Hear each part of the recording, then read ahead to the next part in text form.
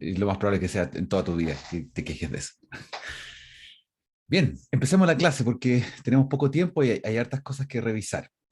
Hoy día vamos a meternos en el tema del conocimiento innato junto con el conocimiento adquirido de la gramática mental. Y uno de los elementos focales importantes, como yo les había pedido, es revisar este video con el registro de las ideas más importantes. ¿Pudieron hacerlo? ¿Tuvieron el tiempo? Al menos yo sí. Tú lo hiciste, perfecto. Yo también. Ya, bien, súper.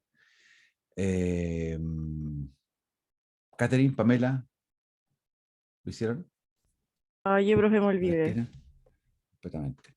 Vamos a hacer una rápida pasada por el video para que no estemos colgados y podamos avanzar en el curso, en la clase bien. ¿Ya? Aquí va el video. Language is endlessly variable. Each of us can come up with an infinite number of sentences in our native language, and we're able to do so from an early age, almost as soon as we start to communicate in sentences. How is this possible? In the early 1950s, Noam Chomsky proposed a theory based on the observation that the key to this versatility seems to be grammar. The familiar grammatical structure of an unfamiliar sentence points us toward its meaning. He suggested that there are grammatical rules that apply to all languages, and that the rules are innate. The human brain is hardwired to process language according to these rules. He labeled this faculty universal grammar, and it launched lines of inquiry that shaped both the field of linguistics and the emerging field of cognitive science for decades to come. Chomsky and other researchers set out to investigate the two main components of universal grammar. First, whether there are, in fact, grammar rules that are universal to all languages. And second, whether these rules are hardwired in the brain. In attempts to establish the universal rules of grammar, Chomsky developed an analytical tool known as generative syntax, which represents the order of words in a sentence in hierarchical syntax trees that show what structures are possible. Based on this tree, we could suggest a grammar rule that adverbs must occur in verb phrases. But with more data, it quickly becomes clear that adverbs can appear outside of verb phrases. This simplified example illustrates a major problem. It takes a lot of data from each individual language to establish the rules for that language before we can even begin to determine which rules all languages might have in common. When Chomsky proposed universal grammar, many languages lacked the volume of recorded samples necessary to analyze them using generative syntax. Even with lots of data, mapping the structure of a language is incredibly complex. After 50 years of analysis, we still haven't completely figured out English. As more linguist data was gathered and analyzed, it became clear that languages around the world differ widely, challenging the theory that there were universal grammar rules. In the 1980s, Chomsky revised his theory in an attempt to accommodate this variation. According to his new hypothesis of principles and parameters, all languages shared certain grammatical principles, but could vary in their parameters, or the application of these principles. For example, a principle is every sentence must have a subject, but the parameter of whether the subject must be explicitly stated could vary between languages. The hypothesis of principles and parameters still didn't answer the question of which grammatical principles are universal.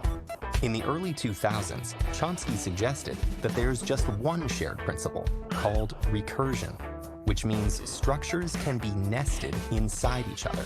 Take this sentence, which embeds a sentence within a sentence within a sentence, or this sentence, which embeds a noun phrase in a noun phrase in a noun phrase. Recursion was a good candidate for a universal grammar rule because it can take many forms.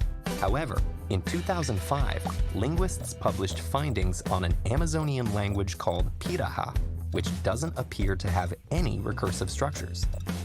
So what about the other part of Chomsky's theory, that our language faculty is innate? When he first proposed universal grammar, the idea that there was a genetically determined aspect of language acquisition had a profound, revolutionary impact. It challenged the dominant paradigm called behaviorism. Behaviorists argued that all animal and human behaviors, including language, were acquired from the outside by the mind, which starts out as a blank slate.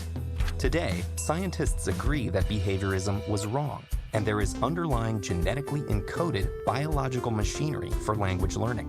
Many think the same biology responsible for language is also responsible for other aspects of cognition. So, they disagree with Chomsky's idea that there is a specific, isolated, innate language faculty in the brain. The theory of universal grammar prompted the documentation and study of many languages that hadn't been studied before. It also caused an old idea to be reevaluated and eventually overthrown to make room for our growing understanding of the human brain.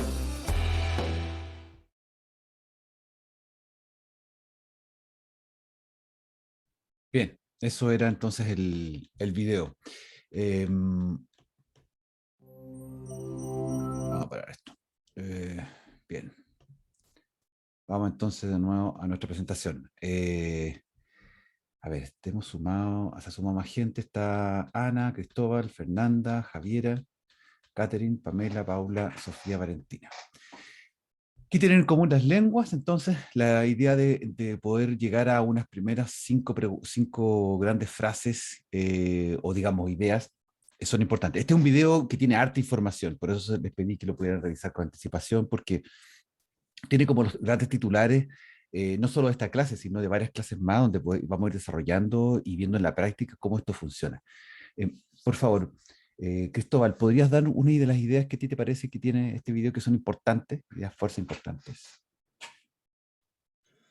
Bueno, yo había escrito que el factor genético afecta el uso y la comprensión de una lengua.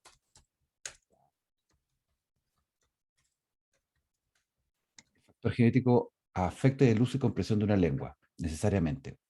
Entendiendo el factor genético como qué. ¿A qué te refieres con eso?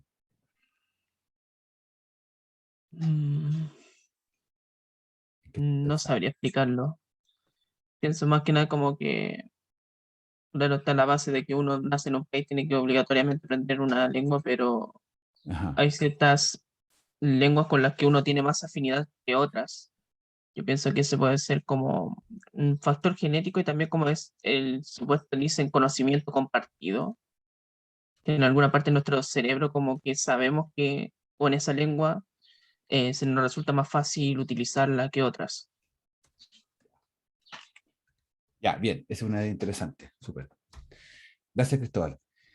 No sé si, Sofía, ¿tienes alguna idea tú que pudieses compartir? Sí, a ver. Ay, no sé cuál elegir. Ah, muy bien, eso, eso. Em, mm, mm,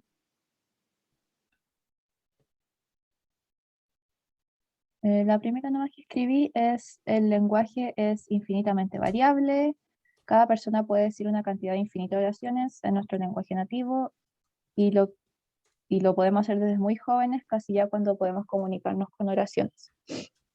Quizá eso tiene más que ver con lo que vimos la clase pasada, y igual se puede ligar un poco con lo que dijo Cristóbal, con lo del factor genético, que Claro, claro, evidentemente es una evidencia de si desde muy jóvenes somos capaces de generar lenguaje y si más encima esto es infinito, sí. Ahora, lo de infinitamente variable, ¿qué entiendes tú por eso, infinitamente variable?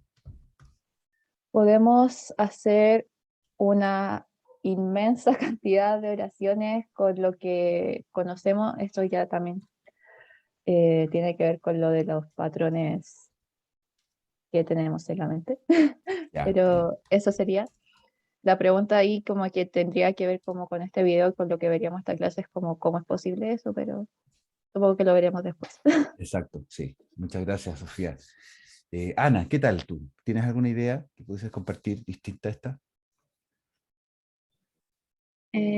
Sí, yo noté que Chomsky sugirió que hay ciertas reglas gramaticales que aplican para todos los idiomas y que son innatas.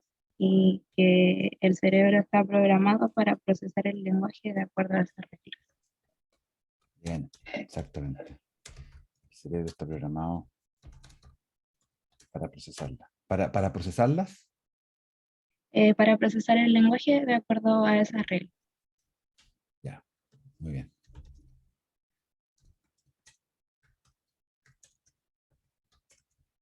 Bien. Gracias, Ana. Y, no sé, Catherine, ¿tienes alguna de las ideas que te haya surgido a propósito del video?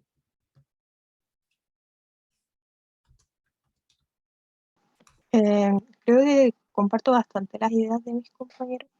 Creo que eso es como lo que tenía anotado. También tenía anotado la palabra recursiva, que era el principio que había Bien, bien, hecho bien. Recursivo, sí. Ya, ¿qué te parece que es eso, recursivo?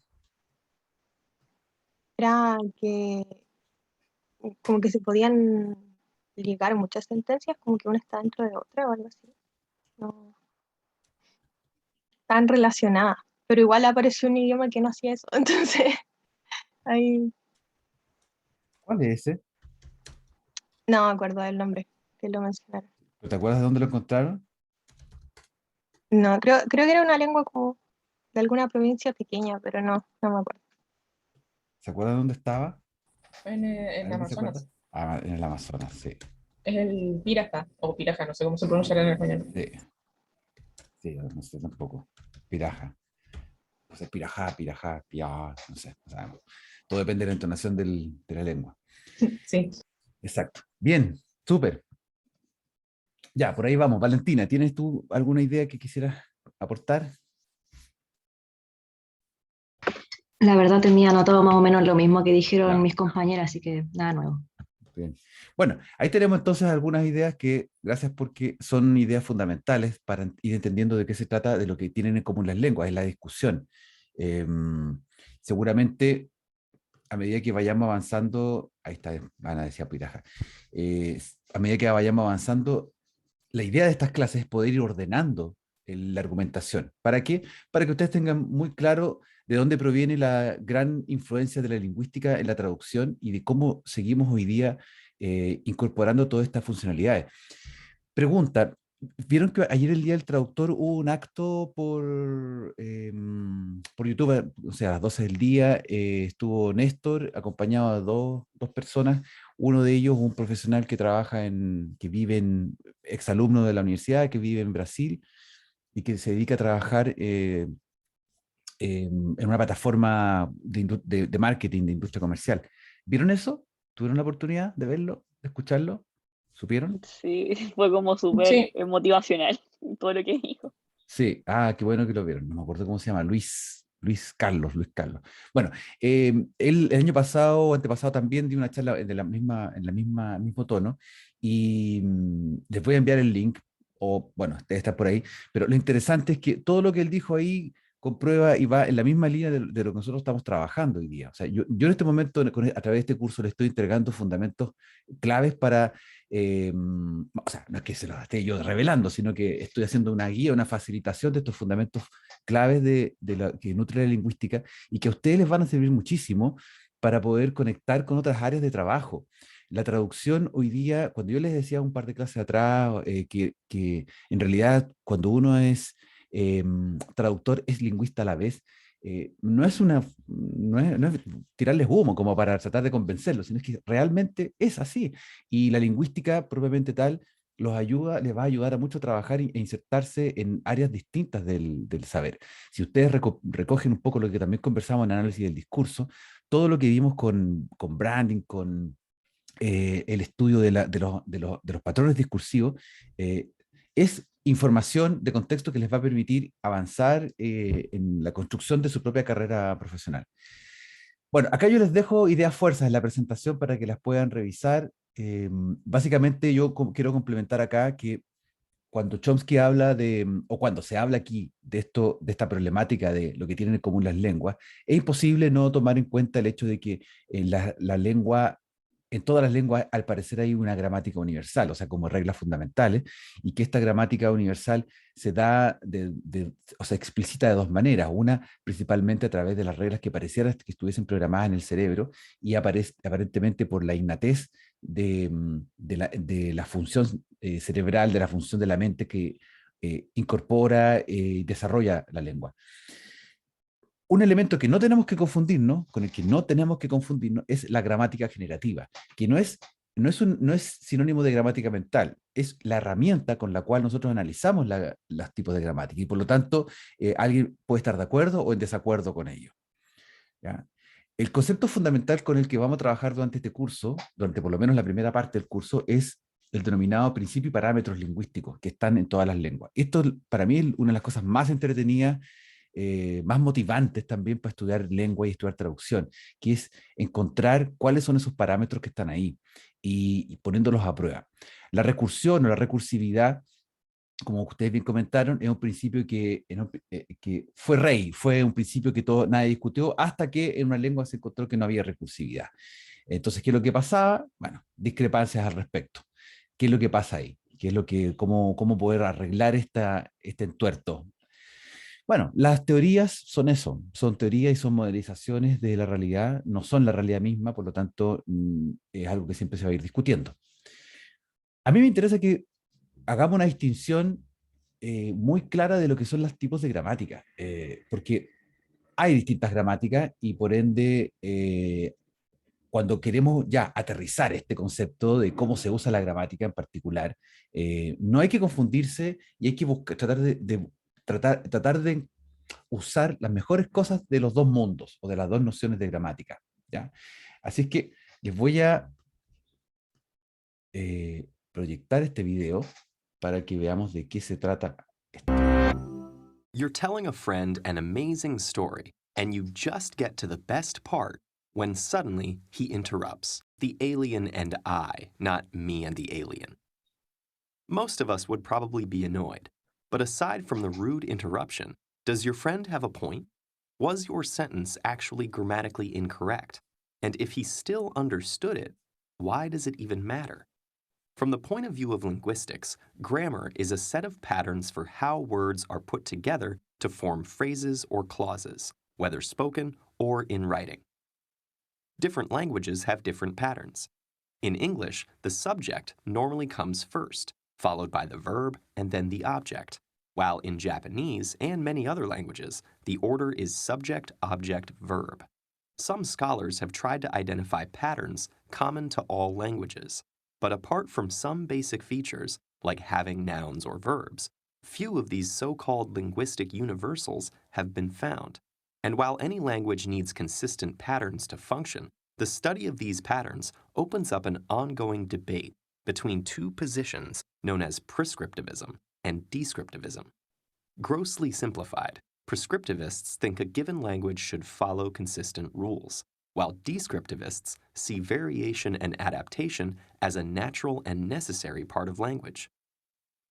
For much of history, the vast majority of language was spoken. But as people became more interconnected and writing gained importance, written language was standardized to allow broader communication and ensure that people in different parts of a realm could understand each other. In many languages, this standard form came to be considered the only proper one, despite being derived from just one of many spoken varieties, usually that of the people in power. Language purists worked to establish and propagate this standard by detailing a set of rules that reflected the established grammar of their times. And rules for written grammar were applied to spoken language as well. Speech patterns that deviated from the written rules were considered corruptions or signs of low social status, and many people who had grown up speaking in these ways were forced to adopt the standardized form. More recently, however, linguists have understood that speech is a separate phenomenon from writing, with its own regularities and patterns. Most of us learn to speak at such an early age that we don't even remember it. We form our spoken repertoire through unconscious habits, not memorized rules. And because speech also uses mood and intonation for meaning, its structure is often more flexible, adapting to the needs of speakers and listeners. This could mean avoiding complex clauses that are hard to parse in real time, making changes to avoid awkward pronunciation, or removing sounds to make speech faster.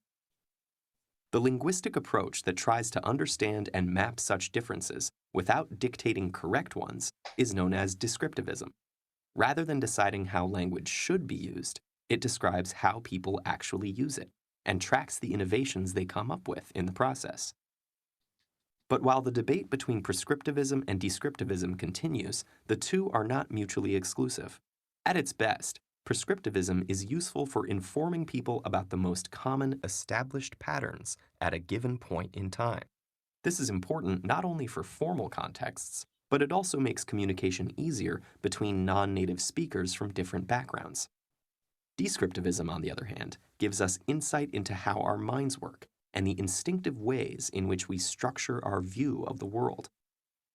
Ultimately, grammar is best thought of as a set of linguistic habits that are constantly being negotiated and reinvented by the entire group of language users.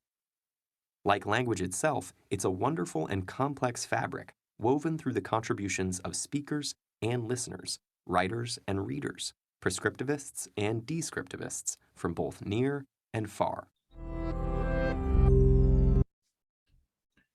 Bien. Bien, ¿qué les pareció este video? Un poco más sencillo que el anterior, ¿cierto?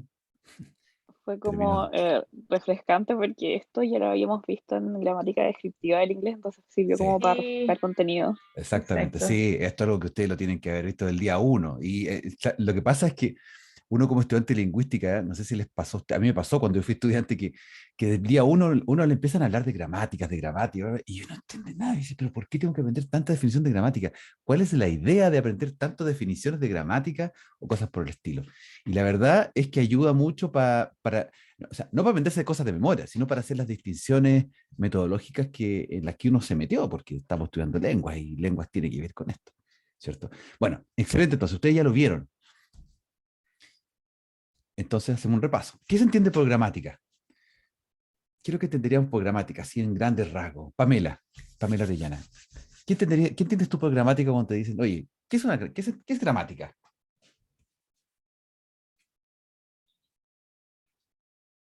Es como una forma de contextualizar como la lengua.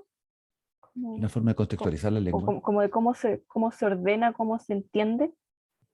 Ya, imagínate que yo no tengo idea de nada, no sé nada. Yo soy un ingeniero que no tengo idea de la noción de gramática. Entonces te pregunto, ya Pamela, pues, estoy en una clase de inglés y me hablan de gramática.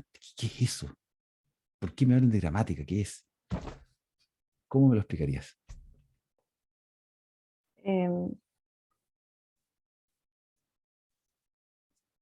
Como la forma en que se ordena el lenguaje, como no sé si estoy bien en lo que estoy hablando. No, pero dale, si es tu jugada. Es tu momento. No me hagas esto, por favor. Me quedé grabado. Ya quedó grabado para el YouTube de los tiempos. No puede ser. No sé cómo ponerlo en palabras. Ya, bueno, pero mira, la reflexión es esta. Nosotros como estudiantes de lingüística tenemos que saber explicar lo que es gramática. ¿Ya? Es como cuando te dicen tú eres traductor y traduce y bueno, ¿y por qué no estás traduciendo? Bueno, es lo mismo. La gramática es parte de nuestra vida, tenemos que quererla, atesorarla, es como amasar un pancito rico que uno tiene con cariño, o sea, es parte de nuestra vida. A ver, si esto les aclara un poco más. O tal vez no, mejor no, quedémonos acá. ¿Alguien quisiera comentar cuál sería su definición de gramática? Ya, Paula. Disculpe el ruido, tengo la ventana abierta, por si acaso. Si escucho una micro, No te preocupes, sí, yo también tengo ruido. Para mí la gramática sería cómo se estructura finalmente las frases. Por ejemplo, en español tenemos el tema del sujeto, verbo, predicado, para ponerlo muy simple, a grandes rasgos. Es como se ordenan los elementos de una frase. Perfecto. Esa es una definición amplia, simple y cualquiera podría entender, así que por ahí vamos. Entonces, ahora, ¿qué se entiende por patrones? Y esto, a ver si recuerdan un poco lo que hablaron en el video y lo que hemos visto ya a esta altura. O sea, ¿qué se entendería por patrones? Exclusivamente por patrones. Fernanda Yauquén, ¿Qué entenderías tú por patrones? Un patrón es como algo que se repite o algo que suele ser Perfecto. así. Perfecto. Un patrón es algo que se repite, que Mm. se repite, que se repite. Entonces, suele por ser eso así. se estudian estos patrones, como para que se estandarice un poco la lengua y se pueda Exacto. entender. En el video se mencionan 2 tipos de patrones. ¿Recuerdan? ¿Cuál sería el primer tipo de patrón?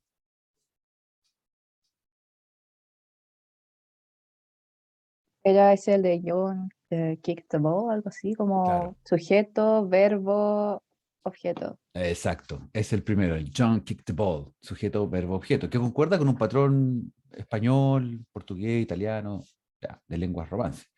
Mm. ¿Y el otro patrón que aparece? Era en En japonés. japonés, que es con el verbo al final.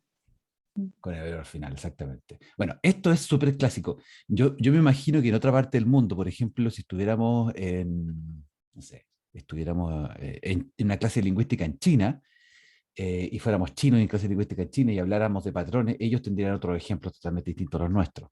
Les bastaría solamente hablar de sus propios distintos tipos de lenguas chinas para poder ejemplificar. Entonces, esto es muy clásico. ¿Por qué? Porque el japonés para nosotros culturalmente es súper potente porque es como, se produce el efecto, el llamado efecto espejo. Fíjense que el objeto y el verbo cambian de posición y esto es para nosotros un patrón hiperclásico en la lingüística y es muy bonito, muy romántico también porque uno a través de esto puede explicarle a todo el mundo que las gramáticas sirven para algo, para ordenar, para mostrar y demostrar que existen patrones y que en una clase de lengua extranjera va a ser interesante poder cachar cuál es el patrón de esa lengua, porque nos puede ayudar bastante. ¿Ya?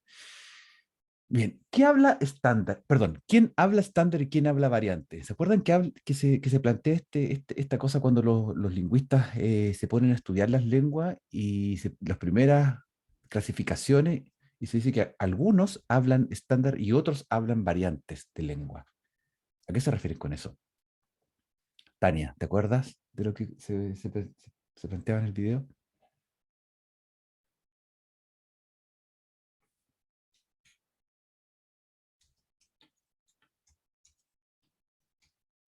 Tania, ¿estás por ahí?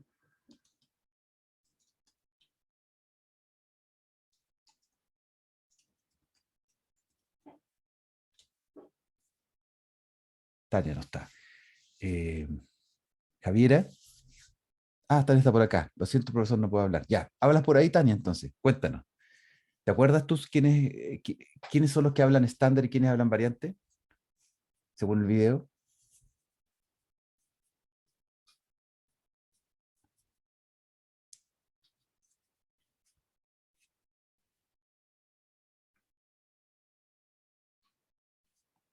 Javiera, ¿podrías complementar? ¿Estás por ahí?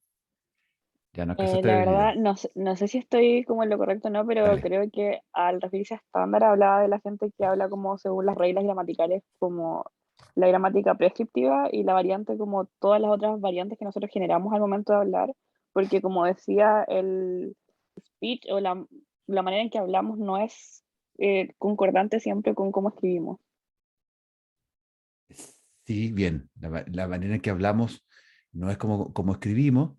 Y bien, entonces ese estándar es una construcción un poco media ficticia de la realidad, de la realidad de la lengua. ¿Cierto? Ujú. Claro, y ahí Algo así. está siempre como la discusión entre los que son más de una gramática prescriptiva y los que como avalan más la gramática descriptiva y todos estos dramas lingüísticos que hay como por Exacto. internet. Exactamente, sí. Sí, bien. ¿Alguien quisiera complementar esto de quién habla estándar y quién habla variante?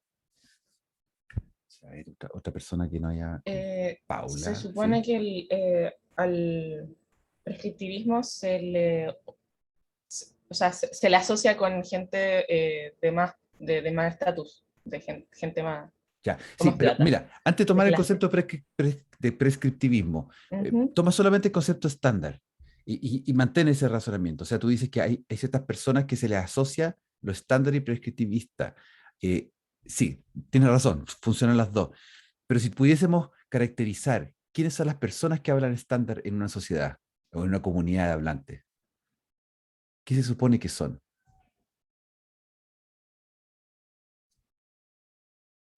siento que es muy simple, pero no lo estoy viendo. Sí, es súper Quizás las simple. personas que ¿Es a un están nivel como educativo? más relacionadas con la educación. Exactamente, y con el poder. Por ejemplo, vean solamente el ejemplo de América Latina. O sea, América Latina se funda como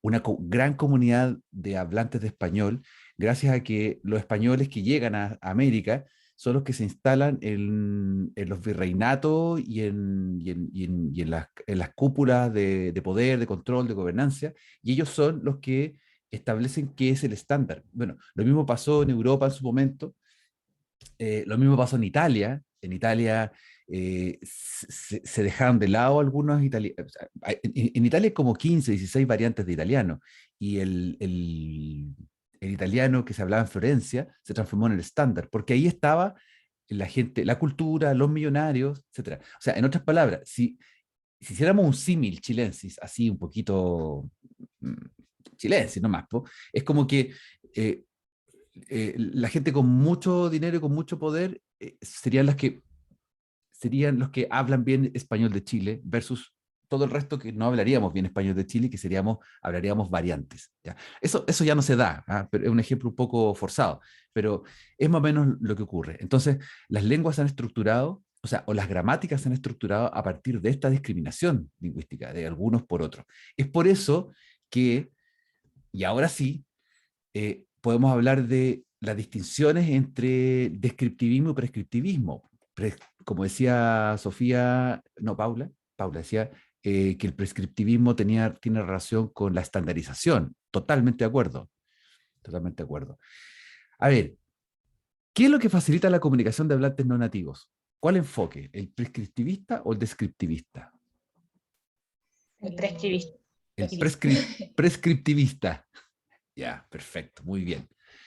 Versus el descriptivismo, que muestra la forma en que la mente la usa. Porque evidentemente, cuando nosotros aprendemos lengua, necesitamos prescriptivismo. No necesitamos que nos vengan a decir, mira, la lengua a veces se comporta así, a veces se comporta así. No, yo quiero saber cómo yo puedo pedir formalmente o por escrito tal cosa. No quiero que me des opciones de variante estándar ni variante, quiero algo. Entonces, el prescriptivismo tiene la gracia de que nos entrega la comunicación estandarizada, o sea, así se habla, ¿ok? Y apréndelo. Y luego ya juega con las reglas, pero primero apréndelo. Así que, bueno, eso es el punto. Vamos a pasar entonces conectando a el argumento del conocimiento innato, que es el otro tema que quiero dejarlo planteado y cerrándolo para ya la próxima semana meternos más de lleno en otros temas más operativos. El argumento del conocimiento innato parte, o se mueve, se fundamenta en dos aseveraciones interesantes. Una es que todos los niños normales terminan siendo capaces de hablar cualquier lengua de la comunidad en la que crecen. ¿Ya? Eso es como una premisa. Y la segunda es que los niños aprenden la lengua de otros, los que los rodean. Entonces, esta vicisitud de qué es lo que puede primar.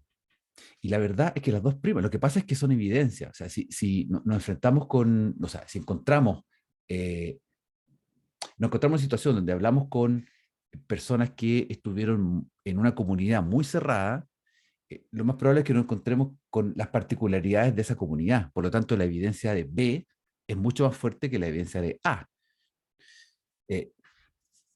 A es como la norma, como el piso común. Y aquí vienen algunas cosas, como para efectos de ir cuestionando y estudiando. ¿Se contradice el valor de la enseñanza de las lenguas?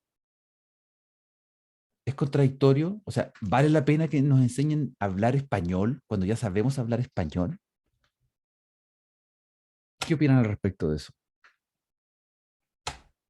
¿Vale la pena que nos enseñen español si ya sabemos español? Por ejemplo. Yo creo que sí, porque, ¿Por qué? claro, va a depender mucho del estado, como el estilo de vida que tenga la persona, pero al ser seres sociales tenemos que tener en cuenta de que las situaciones pueden variar. Claro, mi español puede ser bueno, comprensible, pero va a haber puntos en la vida de todo ser humano que va a tener que ir un poco más allá, porque uno tiene que adaptarse a los diferentes contextos lingüísticos en los cuales uno se debe enfrentar. Exactamente, exactamente. Y yo te lo complemento. Además, tú como profesional, tu valor agregado es que tú eres experto en español. O sea, tú eres traductor, no solamente un conector entre una lengua y otra, eres experto en la lengua española. Y como experto en la lengua española, tu campo de ocupación, de trabajo e interés también puede estar ligado a eso. Es por esta razón de que mucha gente que estudia traducción o estudia lenguas o pedagogías en español, en inglés, lo que sea, eh, se dedican a la enseñanza de lengua. No solamente por una entrada económica, sino porque se hacen ver como personas que son expertos en una lengua y la gente te los pide. Llamémosle el mercado laboral, pónganle el nombre que quieran, pero te piden, te empiezan a decir, oye, por favor, ayúdame en esto. Y por eso no es casual que muchos de nosotros cuando terminamos esta carrera y salimos y egresamos, una de las primeras cosas que hacemos es enseñar español a extranjeros o enseñar español a niños. Y uno dice, pero ¿qué estoy haciendo una clase? A mí me pasó, me acuerdo, yo empecé a hacer clases, no todavía no salí a la universidad y hacía clases de español a niños de séptimo y octavo básico. Y reforzamiento. Y yo pensaba, pero ¿qué estoy enseñando si en el colegio le enseñan esto a estos niños? Y yo cuando hablaba con ellos los miraba y conversábamos y hacíamos clases y me daba cuenta que efectivamente temas de estandarización eran el problema, digamos, lo que yo estaba ahí era para estandarizar. Entonces uno se da cuenta que la misión en la vida de enseñar lengua 1 y lengua 2 es súper potente y uno podría dedicarse toda la vida a eso. Y bien, y feliz. O sea, un compromiso de vida, de misión súper potente. Segundo, si los niños dominan cualquier lengua sin instrucción formal, ¿por qué los adultos no actúan de la misma manera? Repito, si los niños dominan cualquier lengua sin instrucción formal, ¿por qué los adultos no actúan de la misma manera? O sea, ¿por qué los adultos siguen preparándose para? Seguimos entrenándonos, porque somos adultos, ustedes son adultos ya, y siguen entrenándose en la lengua española. Bueno, Cristóbal también un poco contestó esa pregunta cuando dice de la importancia de poder manejarla, ¿cierto? Porque igual la manera en que los niños dominan las lenguas es muy básica.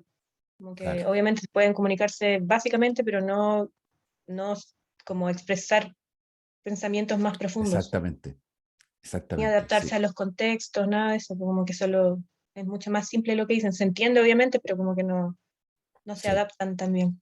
¿Ha conocido usted a alguna persona que no sepa leer y escribir? Yo nunca, ya de adulto nunca. Ya, bueno, eso es el gran secreto, ¿ah? Es un gran secreto. Hay mucha gente que en este siglo y en Chile no sabe leer y escribir y no lo dicen, lo disimulan. O sea, es muy difícil que ustedes se den cuenta porque lo disimulan. Pamela sí conoce. Eh, sí, y saben que uno se da cuenta, hoy día más que nada se da cuenta en ciertas cosas con algunas personas que lamentablemente no saben leer y escribir, y es, por ejemplo, en uso de ciertas herramientas como WhatsApp. Ahí uno los pilla, entre comillas, los pilla. O sea, porque son secretos muy tristes, porque son historias de abandono de escuela, de falta de posibilidades. Estoy yendo un poco a lo más extremo. Ahora, hay otra gente que sí sabe leer y escribir y que, no sé, tuvo octavo básico o segundo medio y tuvo que salir a trabajar. eh, Igual necesitan instrucción formal con la lengua, a pesar de que la dominen para comunicarse. Entonces, todos estos elementos están generando una distinción. La gramática, entonces, ¿para qué sirve? Bueno, sirve para generar este paso, este puente entre lo innato que te permite sobrevivir y que es el gran salto evolutivo del ser humano, a esto que es vivir en sociedad, ser profesionales de la lengua, ser comunicadores y ser puentes para que otros aprendan lengua y puedan eh, incorporarse de mejor manera a la educación. Fíjense que uno de los grandes problemas de nuestro país, bueno, de Latinoamérica, del mundo, pero si hablamos de nuestro país, tiene que ver con la instrucción, la educación. La gente no lee bien las cosas que le pasan, no escucha bien, no procesa bien la información. Aparece un candidato, dice cualquier cosa, ya, votemos por él al tiro. No leen el trasfondo, no hay doble lectura. Bueno, todo este entrenamiento sirve para eso también. Bueno, quiero mostrarles algunos ejemplos más concretos de lenguas. ¿Ah? Vamos a volver, me fui un poco en otra área, digamos, de las aplicaciones, pero quiero volver a lo que es la lengua, la gramática en sí como tal. Fíjense en estos dos ejemplos del inglés. En el ejemplo 1 nos encontramos que con este tipo de expresiones. Hablando de un nivel más básico de lo innato. Nobody don't like me. Y la mamá dice, no, say, nobody likes me. Nobody don't like me. Después de 8 repeticiones, la mamá le dice, no, escúchame carefully. Say, nobody likes me. Ok, nobody don't likes me. ¿Qué es lo que pasó ahí?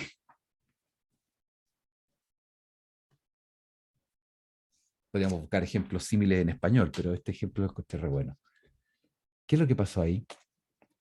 O sea, el niño tiene claro lo que quiere decir, Sí, muy bien. sabe lo que quiere decir, Sí. pero no lo dice de una manera como prescriptivista, como Exactamente. correcta, y la mamá no se lo explica, sino que lo está corrigiendo nomás. De hecho, eso Exacto. sale en el texto, Sí, que los sí. papás no enseñan, sino que más que corrigen. Exacto, exacto. Es uno de los grandes errores que tenemos como, no sé, como sociedades, como comunidades, tal vez como ciertos prejuicios que vienen, a mí me parece que son prejuicios que vienen del prescriptivismo, que es que la gente tiene que hablar bien y hay que corregirlo rápidamente. Antes, o sea, en la época de mis padres, abuelos, bisabuelos, hablemos de 1800, 900, les pegaban un reglazo en la mano nomás, o un tirón de orejas cuando no hablaban bien. Hablar bien, ¿qué es lo que es? Hacer la corrección. ¿Y cómo vamos a ver la corrección?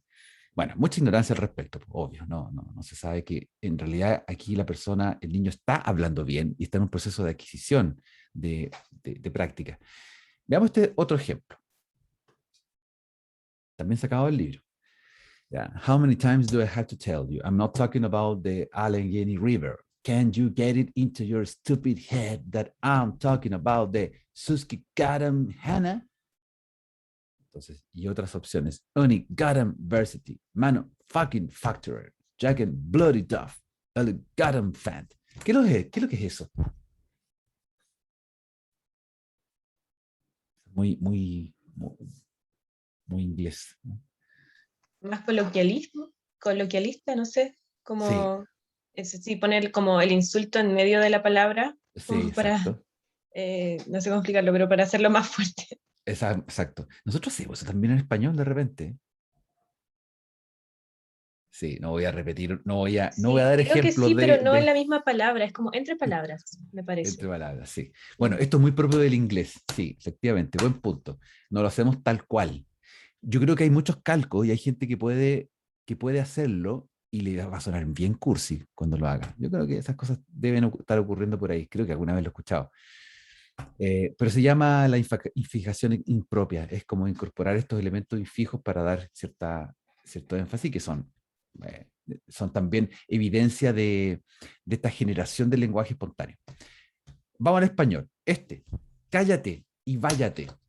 ¿Qué es lo que ocurrió acá? Estos son ejemplos reales. ¿Quién podría pronunciar esto? ¿De quién no sabría? Pero lo que iba a decir yo es que ahí hay un problema de conjugación de verbo porque, como todos sabemos, el verbo ir es un verbo irregular. Sí, totalmente. Y está como copiando y pegando la estructura de otro verbo que es regular, como callar, claro, a un verbo que es irregular.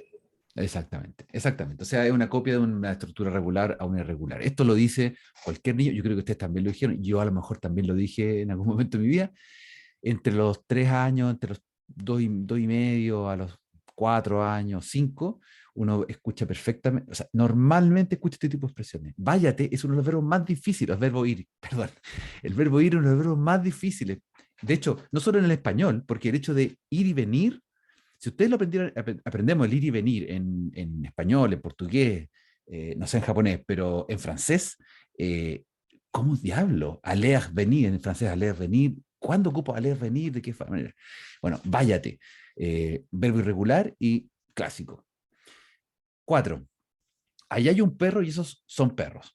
Ah, ok. Allá hay un perro y esos son árboles. Ahí hay un árbol y esos son árboles. Claro. Ahí hay un árbol y esos son árboles. ¿Qué problema es el que hay ahí? Lo mismo, está tomando árbol como un sustantivo, como perro, que se le pone una S al final para hacerlo Claro. plural. pero como que porque no sabe la regla que las palabras finalizadas en L necesitan una E y una S para hacer. Exactamente. Esa es la regla, este es el aprendizaje de la regla de pluralización. ¿Ya? Este es el clásico de la pluralización. Cuando uno pluraliza, cuando aprende que hay que poner S a los plurales, los niños también hacen todo esto. Estamos trabajando a nivel de niños, ¿ya? Ahora, en este momento. Entonces, todo lo que tiene que ver con el argumento del conocimiento innato se evidencia en niños. O sea, ustedes ponen en YouTube videos de niños hablando de 3 años y aparecen un montón de videos y gente que da terapia y estrategias para que los niños aprendan, etcétera, etcétera. El siguiente. Yo canto, papá. Yo sabo cantar.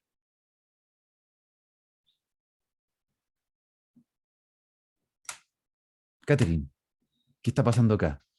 Yo sabo cantar.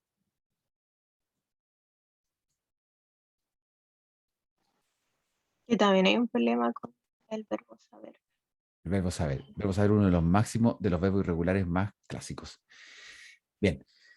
Mi amigo Pedro tomó mi juguete y está rompido en el suelo. ¿Cómo se llama esa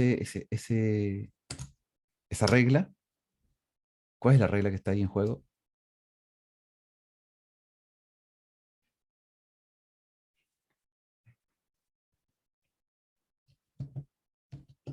¿Cuál es la regla que está ahí? ¿Cómo se llama esa regla? Ana, ¿te acuerdas cómo se llama esa regla? ¿O podrías elucubrar cuál es esa regla? Cuando aprendemos a usar ¿qué cosa? Em, no sé, es un verbo en pasado, pero no Es un sé. participio. Es un participio. Eso. Ya, cuando ustedes aprenden inglés, ¿se acuerdan cuando uno aprende inglés? Porque estas cosas uno no se acuerda cuando aprende español, pero ahora que estamos adultos y aprendemos inglés, ¿se acuerdan que en algún momento tenemos que aprendernos de memoria los participios irregulares? Sí, ¿Sí? Y nos equivocamos cuando hablamos y no entendemos cuando tenemos participios que son, no sé, verbo leer, read, read, read, y broke, broke, broken. Ya. Eso es break, broke, broken. Ok. Y uno empieza a aplicar eso hasta que se da cuenta que hay ciertas cosas que no funcionan y comete errores. Bueno, acá también, pues, está rompido. Hasta el día de hoy, la gente a mí me pregunta en una conversación espontánea, yo estoy, no sé, conversando en cualquier cosa, en cualquier momento, cualquier lugar, y él me dice, oye, pero Felipe, ¿tú qué sabes de esto? ¿Cómo se dice? ¿Se dice imprimido o impreso? ¿Se dice frito? ¿Está bien decir papas fritas? ¿No son freídas? ¿Las empanadas están fritas o freídas? Clásico para el 18 la pregunta. ¿Se dice empanadas fritas o empanadas freídas? No, que bla, bla, bla, y la discusión, ya que lo resuelva Felipe. No. Oh. ¿Qué piensan ustedes de eso? ¿Las empanadas son fritas o son freídas? yo nunca me lo había planteado, como siempre las escuché fritas, Sí, como yo que tampoco. freídas me suena raro. Pero lo de impreso e imprimido, sí. Ya. Sí, pero hay gente que dice imprimido. Claro. ¿Ya? ¿Y qué creen ustedes al respecto? ¿Por qué existe impreso e imprimido? Pero imprimido es el participio, me parece, impreso Claro. es el pasado perfecto, no sé, no me acuerdo cuál era. Claro, es la sustantivización del otro. Por lo tanto, los dos funcionan. Los dos son correctos. Simplemente una cosa de uso en el enunciado. Hay que saber cómo ponerlo en el enunciado. Bueno, esas cosas son elementos finos que un hablante español tiene que saber. Y nosotros como profesionales de lengua, y sobre todo que el español es nuestra lengua materna, estamos como un poquito obligados a saberla. O por lo menos dar una explicación. O darse una vuelta y explicar, dar unos ejemplos, si la regla no está a mano, pero entenderla. Bueno, les dejo acá el espacio para que se acuerden de otro ejemplo, puedan mirar qué otras cosas se les vienen a la mente. Esto para estudio personal con respecto al tema 3 en que aparece en el capítulo que estamos revisando de Jack and Duff, 3 preguntas fundamentales, que es como para entenderlo. Piénsenlo ustedes como preguntas para la primera evaluación. Cuando la primera pregunta, yo les pregunte, no sé, pues, ¿qué saben hacer los niños acerca de las lenguas? Es decir, ¿qué saben de la gramática universal? O ¿cómo usan la gramática universal para construir una gramática mental? ¿Ya? Son preguntas como abiertas de reflexión y que ustedes pueden incorporar los elementos que hemos visto, conversado. ¿Cómo adquieren una gramática mental?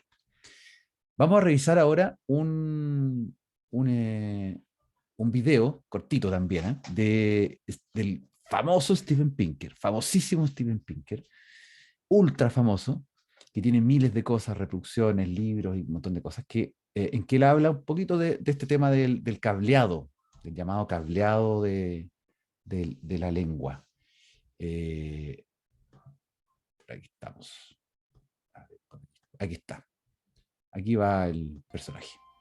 Now, children can't memorize sentences because knowledge of language isn't just one long list of memorized sentences, but somehow they must distill out or abstract out the rules that go into assembling sentences based on what they hear coming out of their parents' mouths when they were little.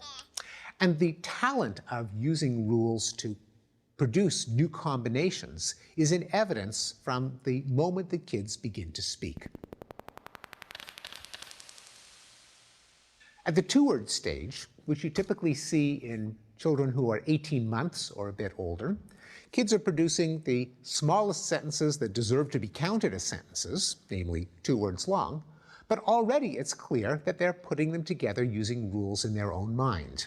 To take an example, a child might say, more outside, meaning take him outside or let him stay outside. Now, adults don't say more outside, so it's not a phrase that the child could simply have memorized by rote, but it shows that already children are using these rules to put together new combinations. Another example, a child having jam washed from his fingers said to his mother, all gone sticky. Again, not a phrase that you could ever have copied from a parent, but one that shows the child producing new combinations. La famosa An regla, easy way past of showing tense. that children assimilate rules of grammar unconsciously from the moment they begin to speak is the use of the past tense rule. For example, children go through a long stage in which they make errors like we holded the baby rabbits, or he teared the paper and then he sticked it. Cases in which they overgeneralize the regular rule of forming the past tense, add ed, to irregular verbs like hold, stick, or tear. It's easy to get children to flaunt this ability to apply rules productively in a laboratory demonstration called the WUG test. You bring a kid into a lab, you show him a picture of a little bird, and you say, this is a WUG. Then you show him another picture, you say, well, now there are 2 of them. There are 2, and children will fill in the gap by saying WUGs. Again, a form they could not have memorized because it's invented for the experiment, but it shows that they have productive mastery of the regular plural rule in English. And famously, Chomsky claimed that children solve the problem of language acquisition by having the general design of language already wired into them in the form of a universal grammar, a spec sheet for what the rules of any language have to look like.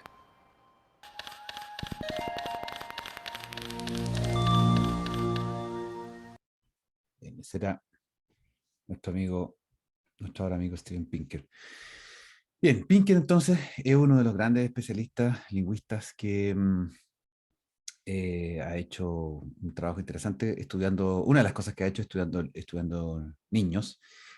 Una de las cosas que se dice de esto, Pinker habla del modelo doble ruta, pero es más fácil entender el desarrollo en forma de U. O sea, que lo que ocurre con los niños y que ocurrió con nosotros es que la forma de U es que nosotros replicamos, generamos réplicas de nuestros patrones que no son necesariamente correctos, aprendemos eso, seguimos adelante, lo aplicamos a formas no incorrectas, aprendemos las formas no incorrectas, las aplicamos a las correctas, y luego de eso tenemos un sinnúmero de patrones y de formas y variantes de patrones que nos permite volver al punto de partida y ser los adultos que somos hoy día, entendiendo toda la gran cantidad de diversidad lingüística, de diversidad mecánica de la lengua, más bien. Bien, para ir cerrando esta sesión, ¿cómo explicamos la paradoja de adquisición de lo innato? ¿Ya? Los lingüistas usan el término gramática generativo transformacional para poder explicar este elemento. Hay 2 componentes que están implicados en el mecanismo del conocimiento innato. Uno es la determinación de la estructura del cerebro por la información genética, y el otro es la determinación de la función mental por la estructura del cerebro. ¿Dónde opera la gramática? La gramática generativa transformacional da cuenta de estos dos elementos, pero donde puede operar hoy es en el constructo función mental, donde esa función mental entrega un objeto de trabajo, y ese objeto de trabajo es la lengua. ¿Ya? No podemos saber nosotros de la estructura del cerebro porque no somos neurocientíficos, no somos expertos en neuronas, en cerebros, ¿no? Ahí no nos podemos meter, ahí tenemos que trabajar complementariamente con otras disciplinas, con otros profesionales, porque ese es otro mundo muy vasto, otro universo. Pero sí podemos entender a través de la evidencia lingüística de nosotros mismos, con personas, como hablantes, qué es lo que ocurre. Y les debo dejar esta última lámina ya con una síntesis de lo que es la gramática mental, que sería una parte innata, propiamente tal, donde está la gramática universal, y una parte aprendida. En la primera aseveración que aparece ahí, if the language in question is different from other languages in some respect, the child must be able to acquire this difference. ¿Ah? Por lo tanto, ahí hablamos de lo adquirido y la diferencia. O sea, la diferencia lingüística se adquiere. Se adquiere. Nosotros la identificamos y la adquirimos. Por otro lado, if certain aspects of all languages we have examined are alike, these aspects are likely to fall into the innate part. Es decir, lo innato es todo aquello que es similar. Esto es bien interesante porque estoy haciendo una hiper resumen a partir de unas premisas que plantea Jackendorf en el capítulo, y que tenemos entonces esta diferencia. Lo adquirido tiene que ver la diferencia. Necesitamos adquirir cosas a través de la diferencia. Por eso el proceso de enseñanza es importante todavía. En cambio, lo innato va a ser lo similar y va a ser nuestro mecanismo de sobrevivencia que como especie lo tenemos incorporado. Tercero, y este es el gran cuestionamiento que se hace a Chomsky, es que suppose there is some aspects of language that children couldn't possibly figure out from the evidence in the speech they hear around them. Then this aspect can't be learned. It has to fall under the innate part of the language. O sea, al haber una falta de cierto input, aparece el argumento de Chomsky llamado en la pobreza de estímulo. Y quiere decir que a la falta de input, de alguna manera, nuestro cerebro y nuestra función de gramática mental inventa, incorpora, arma algo. Por eso es que se dice que el lenguaje, esto es como ya para cerrar esta parte, tiene que ver con un dispositivo especial para el lenguaje. O sea, nosotros somos realmente como que nos sentámonos, que tenemos una varita mágica dentro de la creación, por decirlo de una forma, pero tenemos un dispositivo especial para el lenguaje. Y nuestra mente tiene ciertas propiedades generales de la mente que nos permiten también, se han adaptado a producir lenguaje. Esto es lo que ha originado la hipótesis modular del lenguaje, o sea que el cerebro tiene ciertos módulos específicos para producir información. Es por eso que nosotros de repente a veces experimentamos, por ejemplo, nos duele la cabeza y sentimos que no podemos hablar bien, porque los jaquecosos, yo soy jaquecoso, me duele la cabeza y no puedo pensar bien, no puedo hablar bien, porque hay ciertas conexiones modulares en el cerebro que no permiten aquello. En cambio, cuando uno está alegre, está contento, está animado, como que fluyen más también, o sea, hay una dosis de química que permite que los módulos se activen. A veces decimos, no tengo tengo la palabra en la punta de la lengua. O sea, tenemos semánticamente el concepto, pero no tenemos fonológicamente la producción. Esas son cuestiones muy claves. Bien, no, esto no lo vamos a dejar, no lo vamos a ver ahora, se los voy a entregar ya el próximo lunes como resumen. Lo que sí les quiero pedir es que, y lo voy a dejar desde ya en la presentación acá, es esto, que es el libro que vamos a empezar a revisar a partir de las próximas clases, que es uno de los mejores libros que he encontrado de todas las bibliografías que existe, porque logra entregar una panorámica de lo que son las lenguas, los estudios de tipos de lengua, con ejemplos, con ejercicios, y eso es un valor agregado súper importante, porque hay libros que son pura teoría, otros que son ejercicios que no se entienden, otros que son de un tema muy específico, y acá lo que nosotros necesitamos es tener más bien una panorámica de lenguas del mundo para poder entrar a trabajar en poco tiempo, entender toda esta dimensión. ¿Algún comentario, pregunta final, chiquillas? Yo le quería hacer una pregunta con respecto a libros de lingüística. Sí. Si tiene alguna recomendación aparte del que vamos a leer ahora.